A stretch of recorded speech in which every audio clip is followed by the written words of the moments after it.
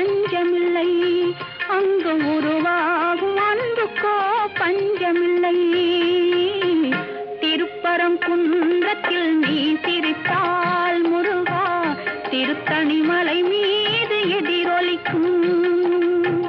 Tiruchendur